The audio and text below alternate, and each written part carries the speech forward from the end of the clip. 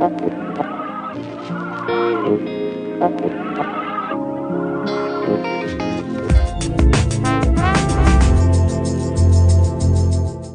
buenas tardes, señoras y señores, bienvenidos. Bueno, aquí tengo a Teresa, que es secretaria de una asociación, Amigos de Risona, ¿se dice así? Muy bien. Yo, mi extranjero muy mal, ¿eh? Tengo a una persona que ustedes lo conocen, lo han visto mucho en la tele, Joaquín Sánchez, muy buenas. Hola, buenas. Se le conoce a usted por el cura del Pare de los Desahucios. Sí, sí, además de verdad. Me queda con ese apodo ya. Sí, sí. Bueno, ¿qué vamos a hacer?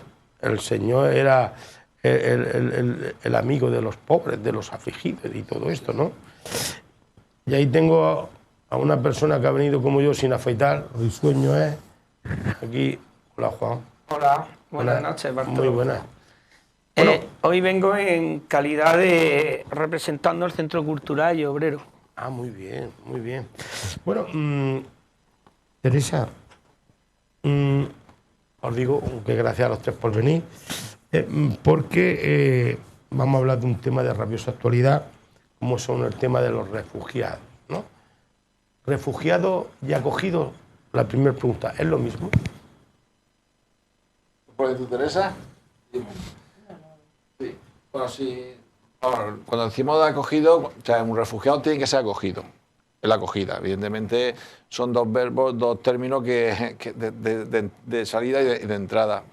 El refugiado es la persona, los refugiados y refugiadas son las personas que huyen de su país por una motivación sobre todo de guerra, de violencia, donde pues se ven obligados porque alguien los expulsa por un conflicto bélico, con lo que supone la guerra, ¿no? El hambre, la miseria, la falta de agua, de alimentos. Y hay gente que toma la decisión más difícil. Nos decía un amigo yemení, refugiado allí en Lesbos, en Grecia, es decir, nosotros tomamos la decisión más difícil, que fue salir del Yemen. Lo más fácil era quedarse y buscar algún subterfugio para esconderse. Y bueno, toman la decisión y vuelven pues, a un lugar que ellos consideran que está más tranquilo como Europa, para recuperar en parte de su vida. ¿Qué hacemos que deberíamos hacer los países de recepción? La acogida. Y la acogida significa comprenderlo, empatizar y darle una vida digna. Y sobre todo porque hay algo que es muy importante en esta vida, que ellos quieren volver de nuevo a sus países. Ellos te dicen, yo no quiero, yo quiero morir en el país que me vio nacer. Por tanto, ellos consideran que la permanencia en Europa es algo transitorio, provisional, y que les gustaría volver a su país siempre y cuando las condiciones lo permitieran. Por eso, refugiados y la acogida van juntos. El problema es la no acogida y el rechazo. Yo esta mañana me quedaba sorprendido, me confieso, porque estaba a temprana hora de la madrugada leyendo y intentando preparar y darle forma a esto.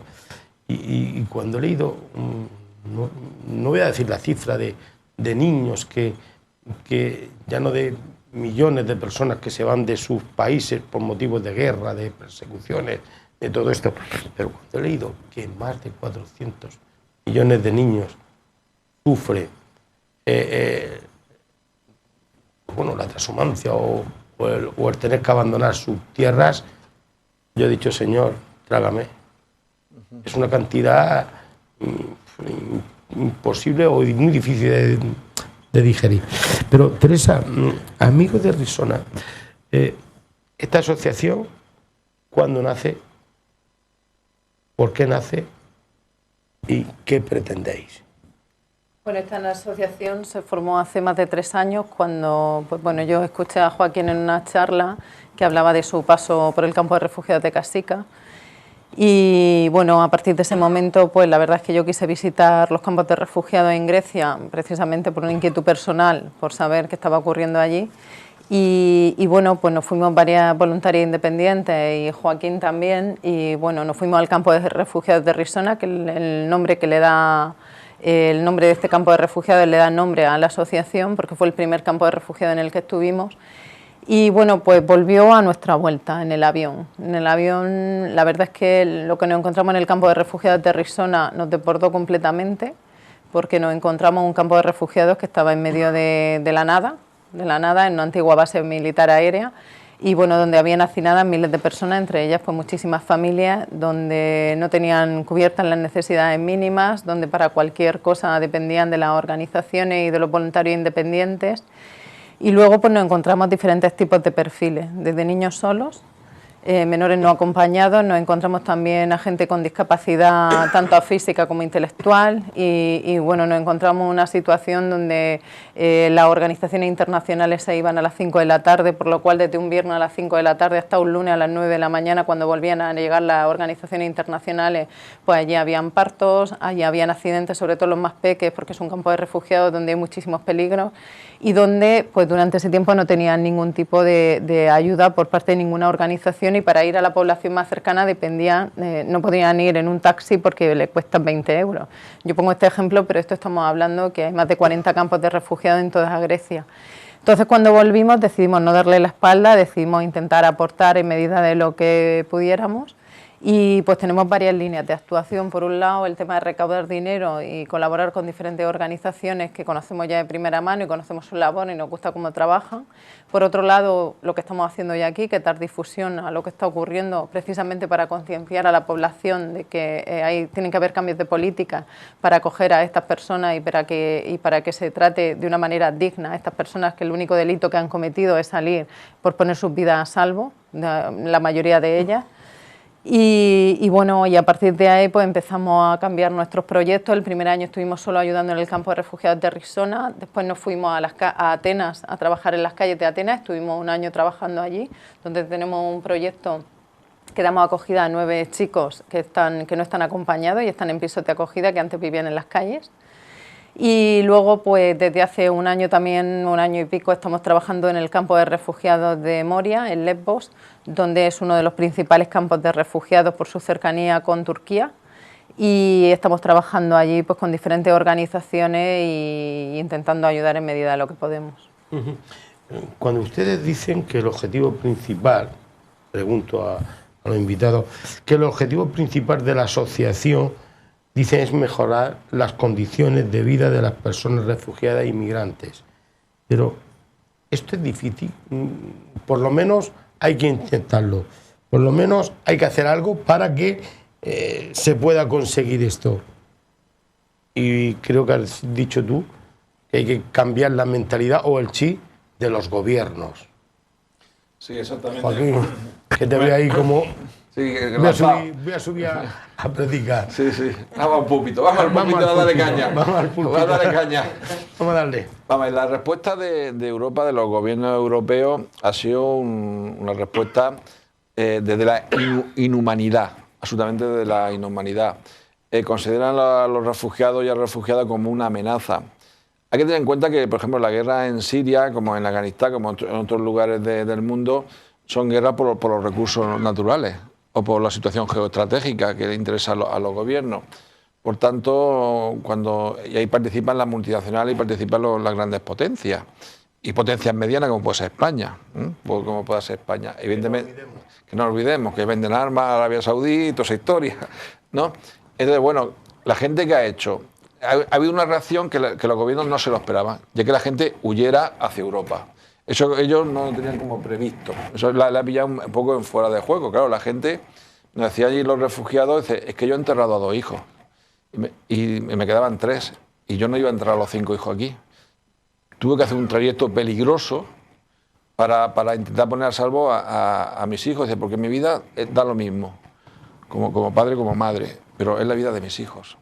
Entonces, evidentemente, uno se juega la vida por intentar poner a salvo a sus hijos, aunque a veces el trayecto resulta también al final en muerte. El ahogamiento en el Mediterráneo o las mafias en el trayecto por tierra. Por tanto, la respuesta de los gobiernos de Europa es una respuesta totalmente inhumana, de bloquear la llegada de refugiados, y lo que ya es súper más triste es que cuando llegan, encerrarlos, en sentido literal de la palabra, de encerrar a esas personas en un campo de refugiados que nosotros llamamos perfectamente campo de concentración.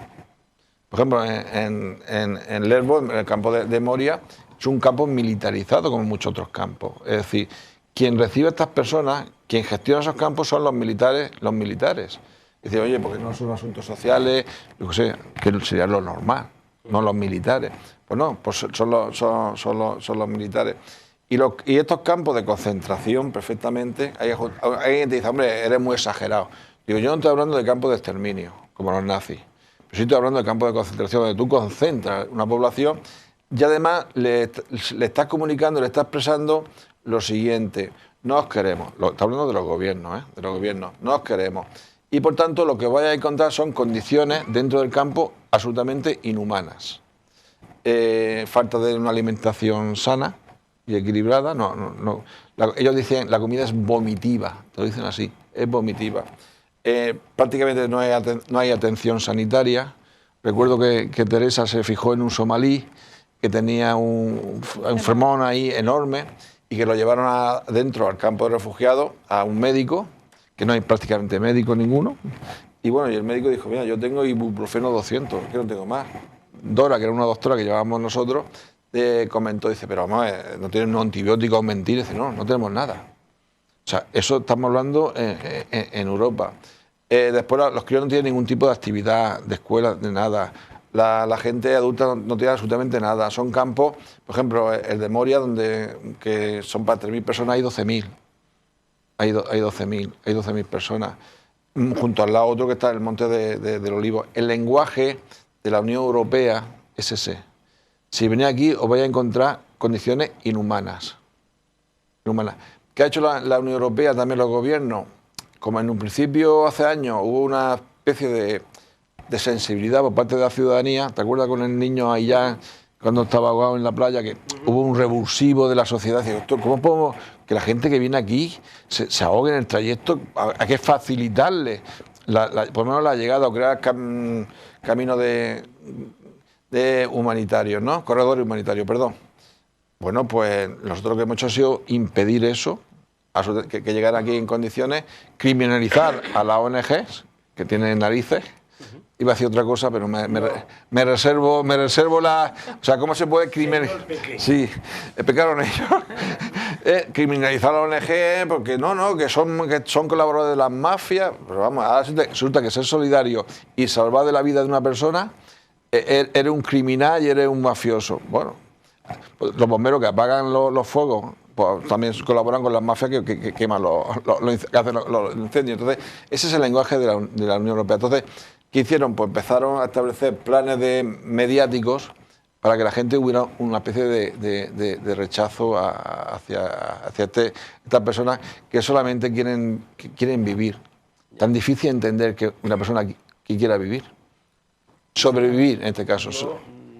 No creo que sea muy difícil el entender.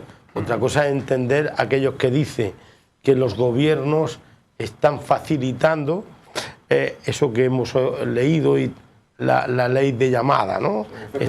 Sí, el efecto de llamada. Pero digo una cosa, los derechos humanos que tanto hablamos, así los políticos, de los gobiernos, de ayuda sanitaria, que lo has dicho tú, Joaquín,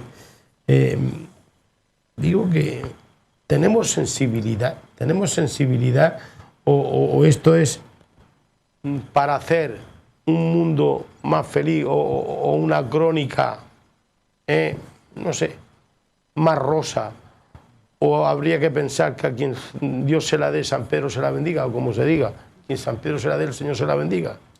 Bueno, yo voy a hacer un apunte a lo que ha comentado Joaquín. Puede apuntar 1 y 21 veces. Vale, mira, yo lo que quería decir era, por un lado, que desde que pasó lo de Aylan, más de 700 niños han muerto ahogados en el Mediterráneo. Ya te digo.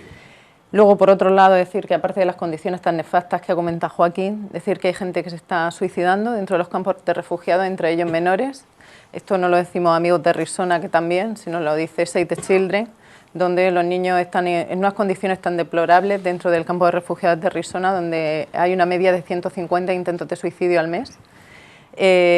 Los niños están sufriendo violaciones dentro del campo y las mujeres tienen que dormir con pañales dentro del campo por la noche para no salir al baño porque pueden ser violadas. Y mucha gente, cuando damos este dato, preguntan, ¿pero quién los viola?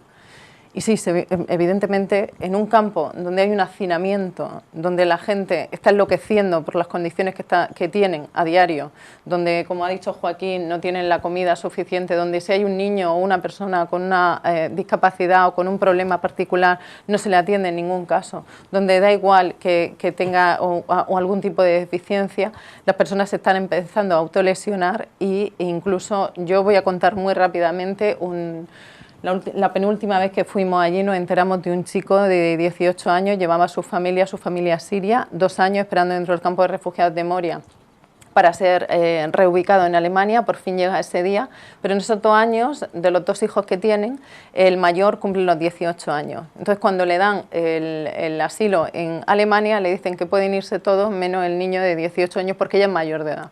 Esa noche el niño se tira contra un palo de la luz, un poste de la luz, perdón, dentro del campo de refugiados y se suicida y se electrocuta. Nadie está pagando por esos crímenes de guerra, porque son crímenes que están ocurriendo y que son cómplices los países de la Unión Europea y el gobierno, en este caso, del Estado, de España. La semana pasada un niño de 5 años estaba jugando dentro de una caja de cartón, pasó un camión que transportaba pues, comida y se creía que era una caja vacía. Eso es otro asesinato que se está cometiendo y que estamos siendo cómplices los países de la Unión Europea permitiendo que las personas vivan en esas condiciones. Ese niño tenía que haber estado en un país de acogida y seguramente a esa hora yendo al colegio. Por otra parte, y por lo que me preguntaba, es decir que yo sí que creo que la gente tiene sensibilidad. Creo que aquí están siendo cómplices los medios de comunicación.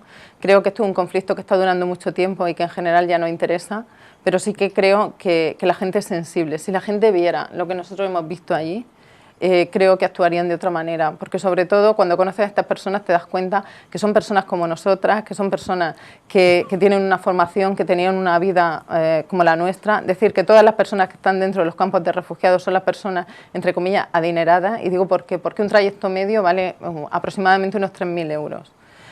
Si tú quieres traer a tu familia con tus 3-4 hijos, pues 3.000 por 6.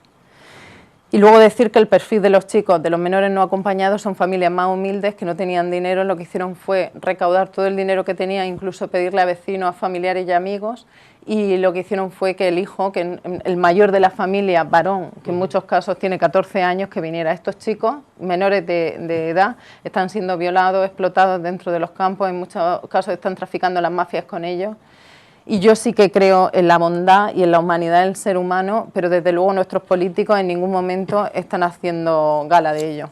Bueno, pues dejarme que vaya a hacer un minuto de descanso, nos tomamos un trago de agua y regresamos. Venga, no se me vayan ustedes, que estamos hablando de un tema interesante, triste a la vez, pero muy real como la vida misma. Bueno, que estamos aquí de nuevo y como lo veo ahí que se quiere tirar al ruedo, Juan, háblame de tu libro. A ver, no. Bueno, de la charla de los que vaya a hacer en el Centro Cultural Obrero de Totana. Bartolo. ¿Calle Los Vivos? ¿Él? ¿En la calle López Cibó? No, en el casino. Aquí. ¿Lo voy a hacer en el casino? En el casino. Como lo organiza este viernes día 4. Obrera, CCO. No. Es compañera, Teresa, aquí, bueno. que trabaja también, Sí. compañera de mi mujer. Yo soy de Pero, Olímpico. a ver, vamos por partes, Bartolo. Venga. Es que después de escuchar los testimonios de aquí de los ponentes, se te pone la carne de gallina. Sí. Yo no he estado, pero como yo soy una persona, como la inmensa mayoría de la gente y los que nos están viendo, que cuando somos sensibles en cualquier causa y sobre todo en estas causas, pues al escuchar esto, pues nos ponemos así. A ver, Teresa y Joaquín no están aquí de casualidad.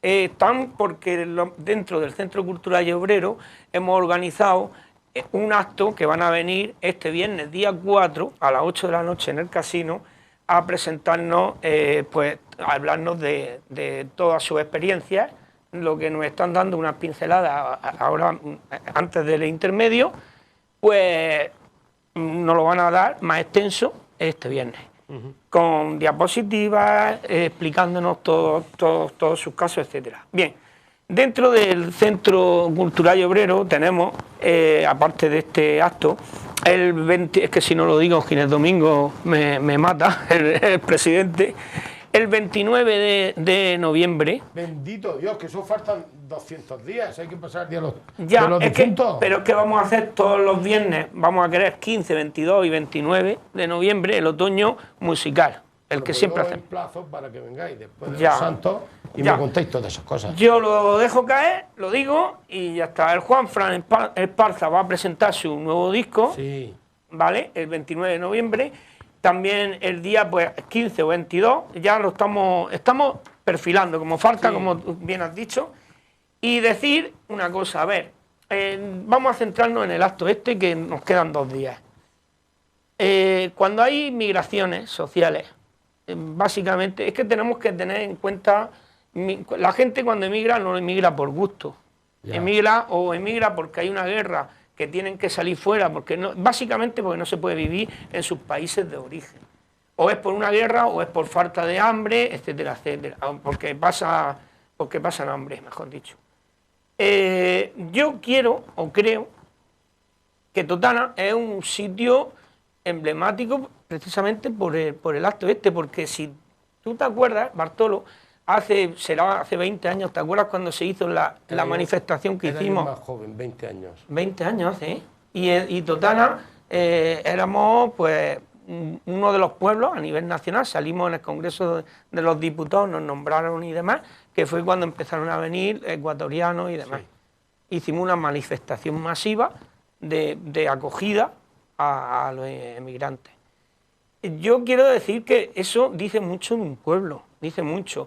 Es verdad, por lo que estaba diciendo Bartolo, que es difícil. Los que tenemos estos valores es difícil porque enseguida pues, te contrarrestan, empiezan a decir, es que es un tema muy delicado. Y si los metes políticamente, los políticos les cuesta trabajo este tema porque parece que les quema. Ya. Parece que les quema. Entonces tenían que ser personas como Teresa, como Joaquín, personas que han vivido unas cosas que ¿Sí? ojalá y no la viviésemos nunca. Pues se lo voy a preguntar. Vale. A ver, Joaquín, Teresa, Joaquín, ¿cómo es la forma de alguna forma de trabajar con estas personas refugiadas, y se conoce el ciudadano, ese que lo vemos delante de las cámaras, las noticias, conocemos la realidad de los campos de refugiados?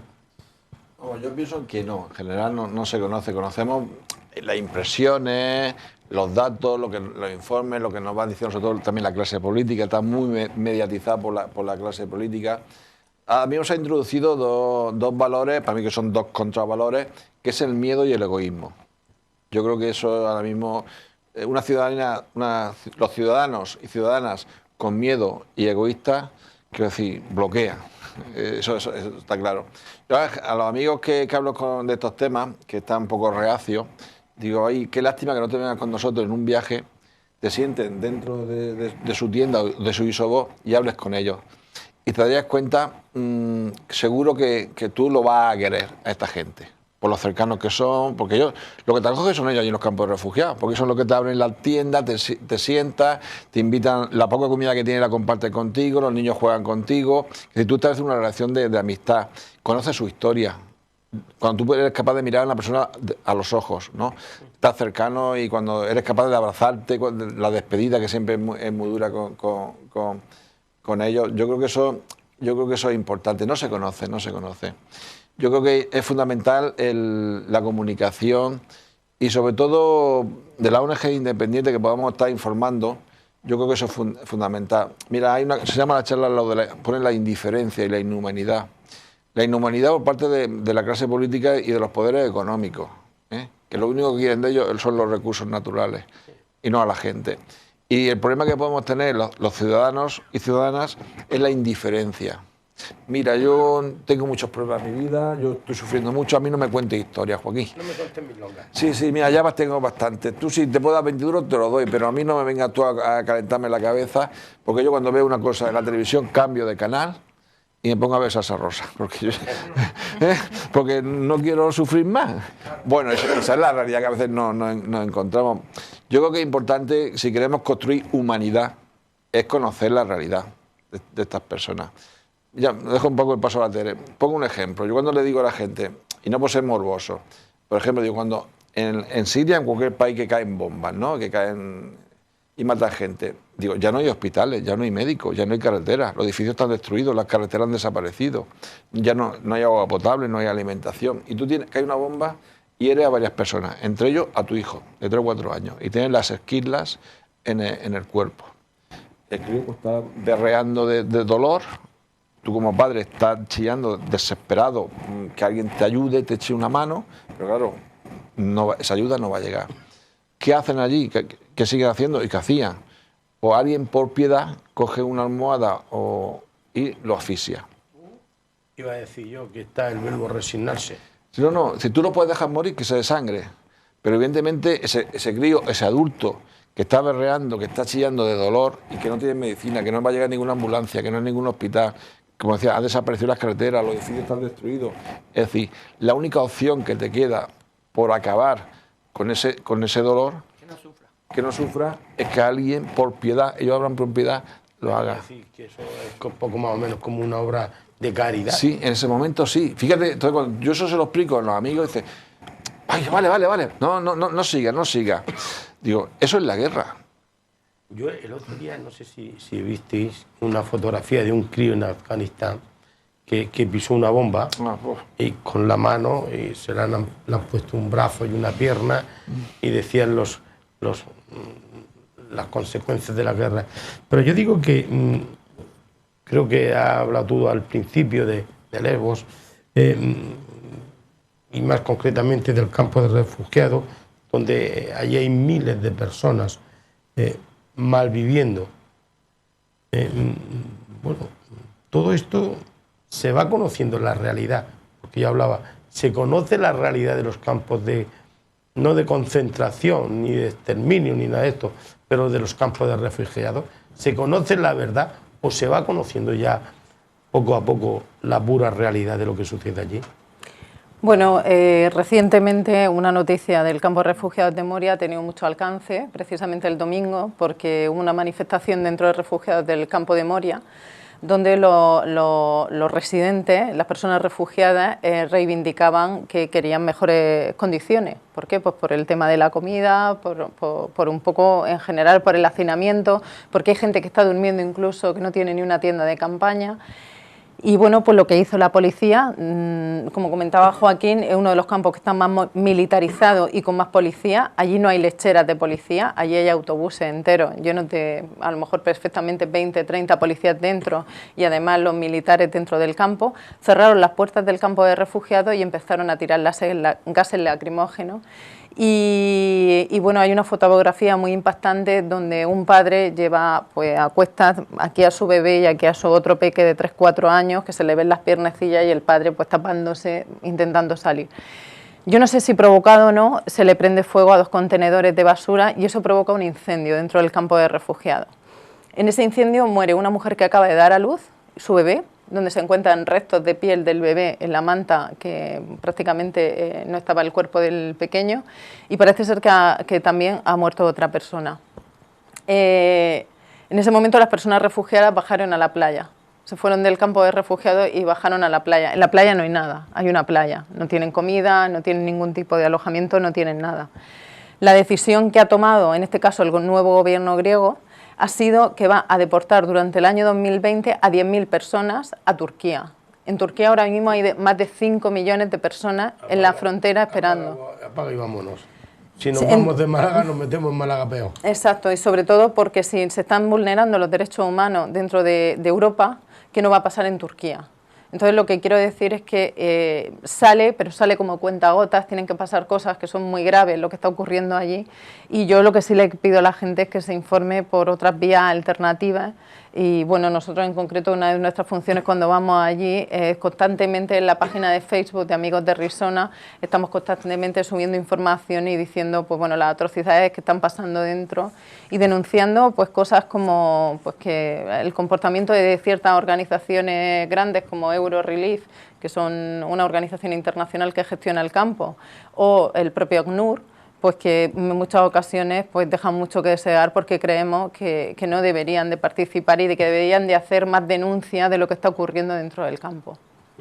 Yo os pregunto, tan difícil es, bueno, que no el efecto llamada, sino que esas mafias que les prometen como un maná, ¿no? Esas sectas que prometen a esas familias que desgraciadamente inician una travesía, que decir que no va a caer el maná en el desierto, sino que van a... Es muy difícil el poder solucionar esto, porque los países, si vemos su trayectoria y vemos la productividad que tienen algunos productores, son ricos. Lo que pasa es que la riqueza la explotan uno. Sí, ahí lo que ellos te dicen sobre las mafias, te dicen, mafias malas. Más te lo dicen así, porque ellos lo han sufrido terriblemente y te cuentan historias de cuando en el trayecto. Dice, pero es la única solución que tenía, la única vía que tenemos.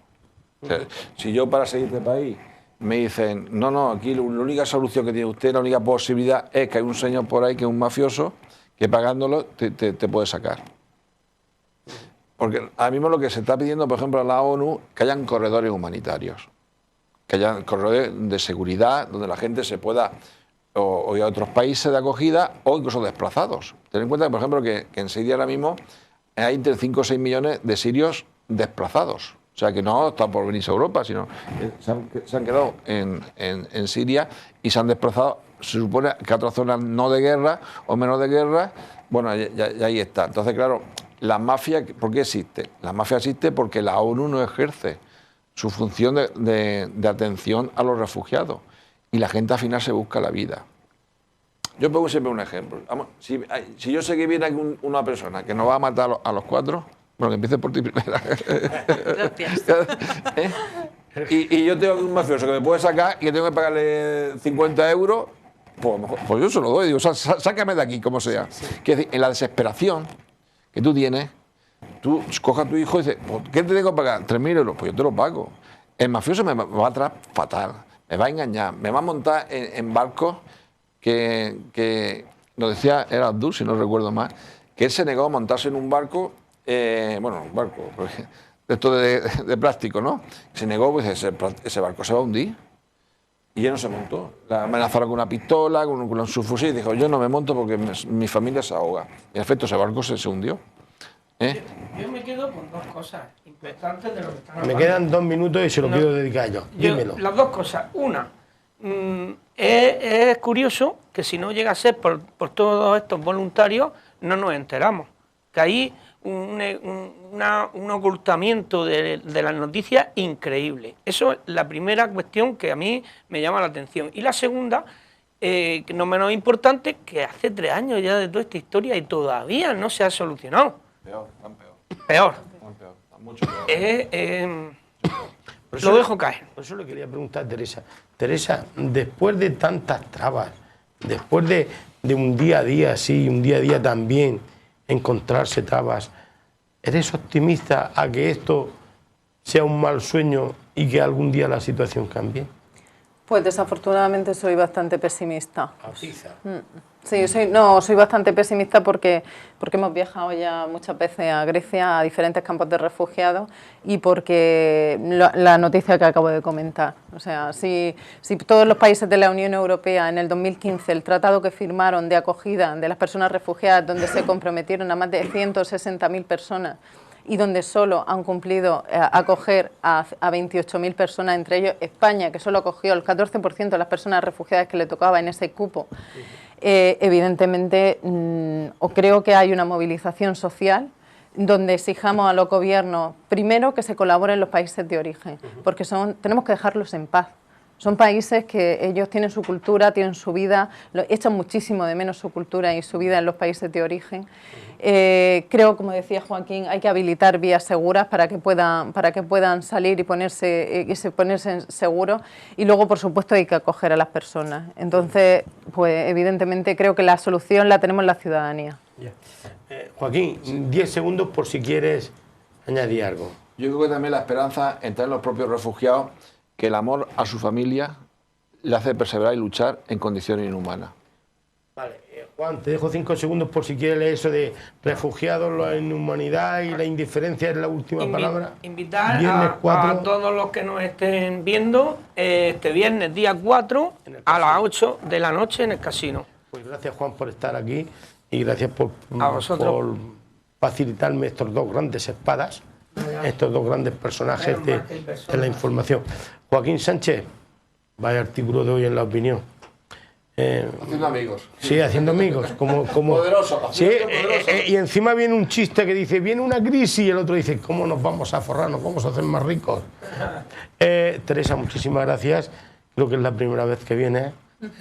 Espero que no sea la última. Joaquín tampoco, espero que sea la última. Que sigáis viniendo y poniéndole voz a lo que desgraciadamente se nos tendría que caer la cara de vergüenza al resto de la humanidad. Nada, muchísimas gracias.